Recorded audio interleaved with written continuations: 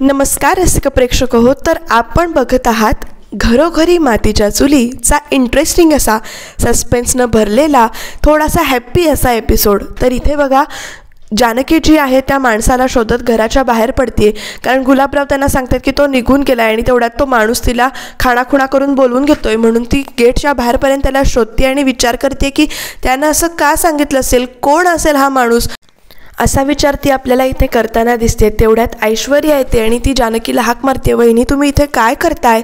तर ऐश्वर्या म्हणते तुम्ही बाहेर कशा काय आलात? जानकी म्हणते नाही काही नाही, असं म्हणून ती आत निघून जाते। तर ऐश्वर्या म्हणते लपवा लपवा, माझ्यापासून गोष्टी लपवा, पण माझं तुमच्यावर बारीक लक्ष आहे आणि मी केलेला प्लॅन आता सक्सेसफुल होणार आहे, असा विचार ती इथे करते। आणि तुमच्यासमोर सत्य येईल ना तेव्हा बघालच तुम्ही काय होईल ते, असं ती इथे म्हणते। आणि जानकी ना पळत पळत जाऊन ऋषिकेशला हाक मारते, पण ऋषिकेश कुठे आहे असं ती सारंगला विचारते। सारंग म्हणतो ऋषिकेश तर इथे नाही आहे, तो बाहेर गेलाय, दादा बाहेर गेलाय कामासाठी।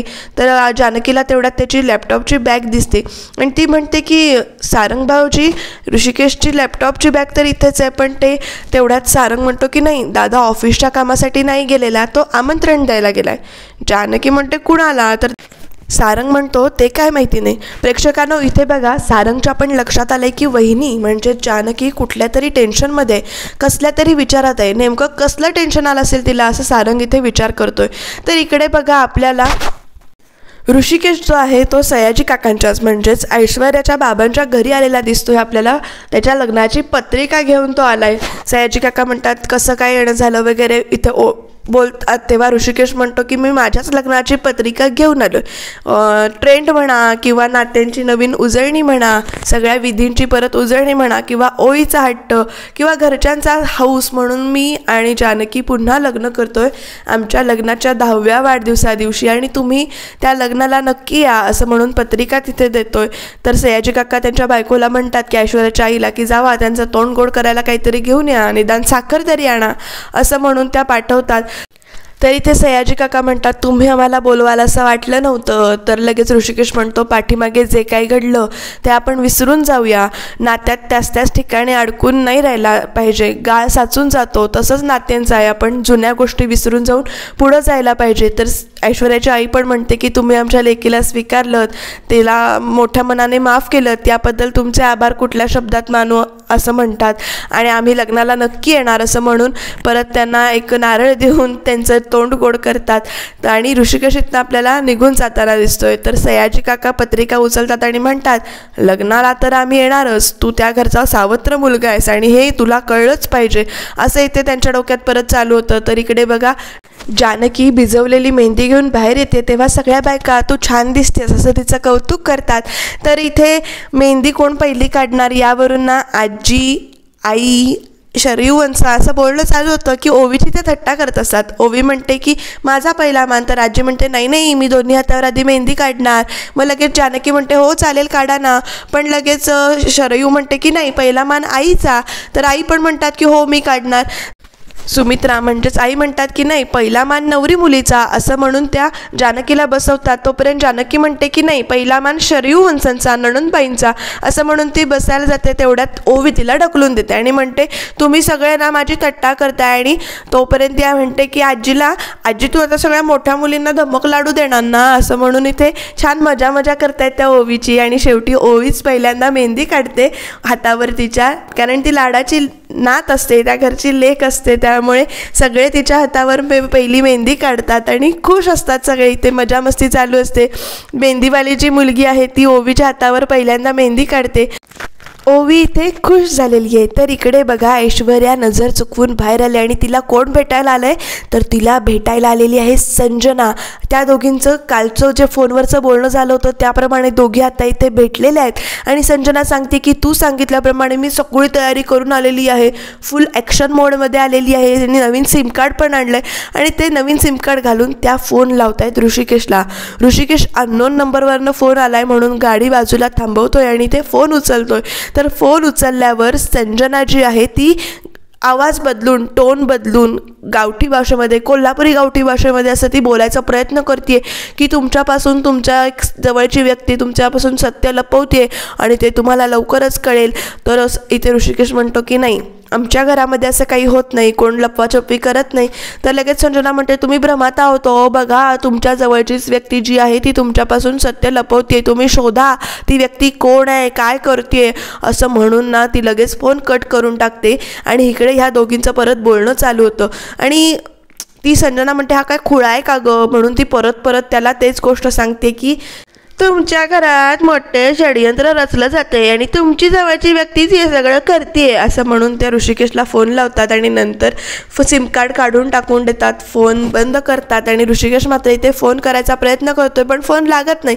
लागणार तर कसा, कारण सिम कार्ड त्यांनी काढलेलं आहे. तेवढ्याच संजना म्हणते ऐश्वर्याला की तू ऐश्वर्या, तू एवढं सगळं करतेस ते नक्की सक्सेसफुल होणार आहे ना, मला एवढं बोलवून घेतलंयस, तू प्लॅनिंग केलंयस, सगळं नीट होणार आहे ना. तर लगेच ऐश्वर्या म्हणते की हो माझं प्लॅनिंग व्यवस्थित चाललंय. जानकीला मी तिकडे कामाला लावलेलं आहे, ती शोधायला लागेल आणि तिच्या पाठोपाठ हा आपला ऋषिकेश जाईल आणि आपला प्लॅन सक्सेसफुल होईल. असं म्हणून दोघी हसतायत. तर इकडे ऋषिकेशला मात्र जाम टेन्शन आलं आणि तो आता विचार करतोय की नेमकं काय होणार आहे, काय घडतंय. तर इथे जानकी जी आहे ती मेहंदी काढत बसलेली आहे. ओवीच्या हातावर मेहंदी काढून झाली आहे आणि ती आलेली आहे नाचायला, सगळी मेहंदी दाखवते. आणि तोपर्यंत इथे शरयू वंश पण उठतायत आणि दोघी मिळून असा छान डान्स करतायत. आजीसुद्धा उठून नाचायला लागले. आजीचा उत्साह बघा केवढा दाखवला इथे. तर बायका बाकीच्या येऊन नाचतायत, सगळं असं हॅपी हॅपी वातावरण दाखवलंय मस्त. जानकी इथे बसली मेहंदी काढून घेते. पण जानकीला मेहंदी काढता काढता अचानकच तो माणूस आठवतोय परत.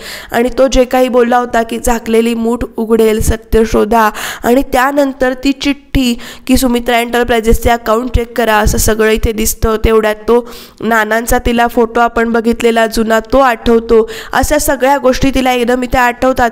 आणि प्रेक्षकांनो इथे बघा तिला मेहंदीवालीच्या जागी त्या पार्वतीचा चेहरा दिसतोय आणि तिला जानकीला एकदम भीती वाटते आणि ती दचकून उठते आणि तिच्या हातून बिचारीच्या हातून इथे मेहंदी सांडलेली दाखवते.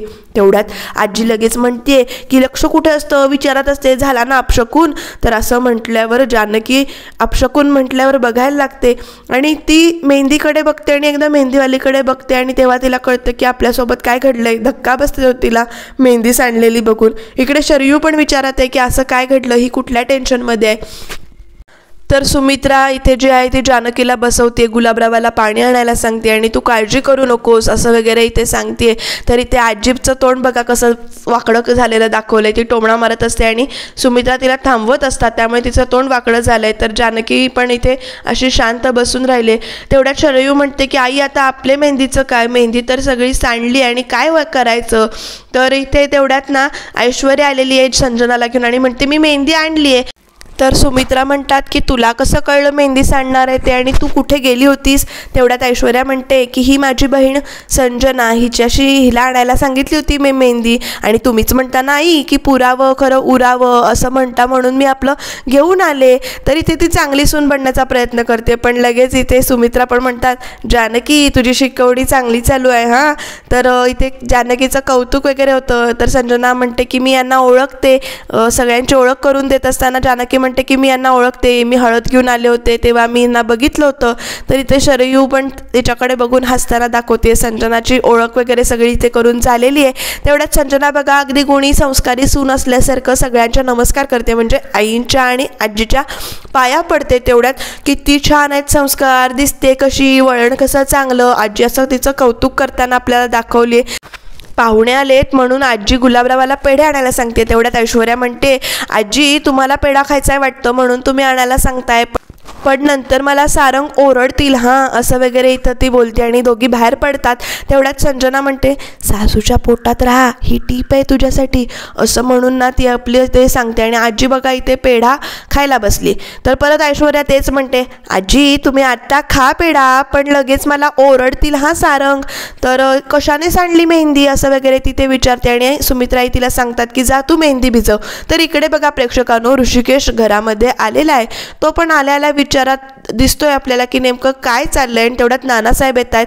नानासाहेब आल्यानंतर ते म्हणतात, तू कुठे गेला होतास? तर ऋषिकेश म्हणतो की मी सयाजी काकांना पत्रिका देऊन आलो, झालं गेलं विसरून जावा म्हणून सांगून त्यांना लग्नासाठी आमंत्रण दिलं. तुम्ही कुठे चाललाय नानासाहेब? तर नानासाहेब म्हणतात की मला जरा अस्वस्थ वाटतंय, मी जरा देवळात जाऊन येतो. ऋषिकेश म्हणतो की तुम्ही एकटे कुठे चाललात, मी येतो तुमच्याबरोबर. पण नानासाहेब नको म्हणतात आणि एकटेच निघून जातात. तर प्रेक्षकांनो इथे पुढच्या भागामध्ये बघा, इथे ऐश्वर्या कशी बघतीये जानकीला आणि जानकी लॅपटॉप उघडून शोधतीये. तेवढ्यात ऋषिकेशच्या फोनवर परत मेसेज आलेला दाखवलाय की तू असं दुर्लक्ष करू नको, तुझ्या जवळची व्यक्ती तुझ्या मागावर आहे, तुझे कागदपत्र किंवा तुझ्या वस्तू ती तपासते. तर इथे जानकी जी आहे ती लॅपटॉप घेऊन बसलेली दाखवली. काय घडणार उद्याच्या भागात, जानकीला सत्य कळणार का, हे जाणून घेण्यासाठी तुम्ही चॅनलला सबस्क्राईब करा आणि सिरियल बघत राहा.